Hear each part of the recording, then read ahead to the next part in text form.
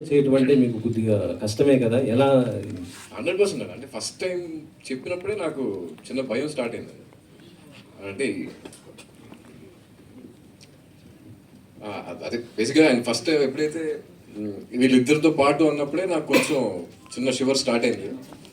First day షూట్‌కి మేము వెళ్ళినప్పుడు నాన్నగారితో ఫస్ట్ షాట్ ఉండింది. ఆ సీన్‌లో బేసిక్‌గా నేను ఆయన కొంచెం అంటే డామినేట్ చేసి మాట్లాడాల్సిన సీన్ అనమాట. చాలా భయపడుతున్నా.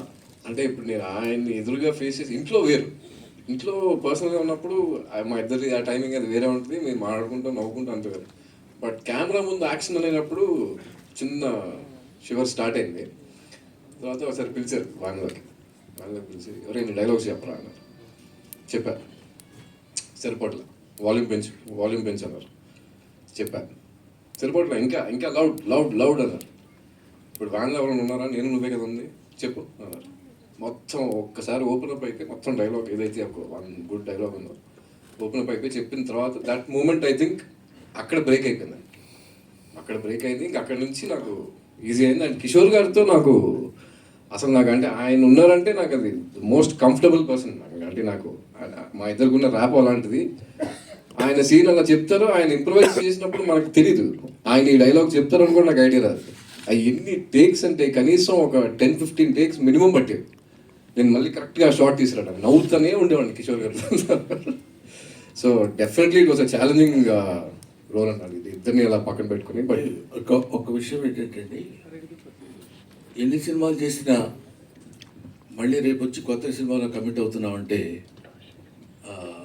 ఆ భయం ఆ పెరుగు అది ఉంటేనే ఆర్టిస్ట్ సక్సెస్. లేదు మనకు బోర్డంతా ఇప్పటి వరకు చిరంజీవి గారితో నేను ఎన్నో సినిమాలు యాక్ట్ చేశాను. రేపు చిరంజీవి గారితో కొత్త సినిమాలో ఫస్ట్ షాట్ అనగానే తెలియకుండానే ఒక చిన్న పెరుగు స్టార్ట్ అవుతుంది. ఆ షాట్ అయిపోయి తర్వాత బాగుందని అందరు రిలీఫ్గా ఉంటే వచ్చేది వేరు. బట్ అది దాన్ని బెరుకు అనటం కంటే మనల్ని మన సెల్ఫ్ సపోర్ట్ అది that helps us a lot. Keep it my boy, అలా ఉంటేనే బెటర్. సార్ బ్రహ్మానంద గారు, సార్ ఇక్కడ లక్ష్మీ నారాయణ సార్, ఇప్పుడు మీరు చాలా సినిమాలు చేశారు, చాలా రకాల క్యారెక్టర్లు చేశారు.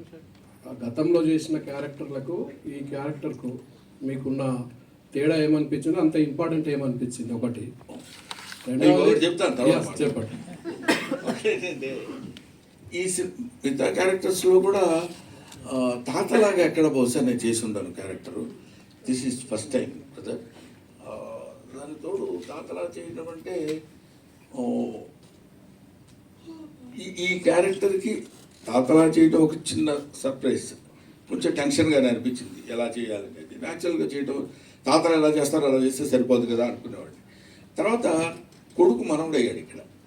అక్కడ కొంచెం జాగ్రత్తగా చూస్తూ కొంచెం కేర్ తీసుకొని చేయాల్సిన అవసరం వచ్చింది. బట్ నంబర్ ఆఫ్ క్యారెక్టర్స్ చేసినా ఏ క్యారెక్టర్ మనం చెప్పడానికి ముందు ఒక దాన్ని ఏమంటారు ఆ బిగినింగ్. ఇప్పుడు ఎన్ని కిలోమీటర్లు నడవాలన్నా మొదట ఒక అడుగు వేయాలి కదా. ఆ మొట్టమొదటి అడుగులోనే కొంచెం కేర్ ఉంటుంది.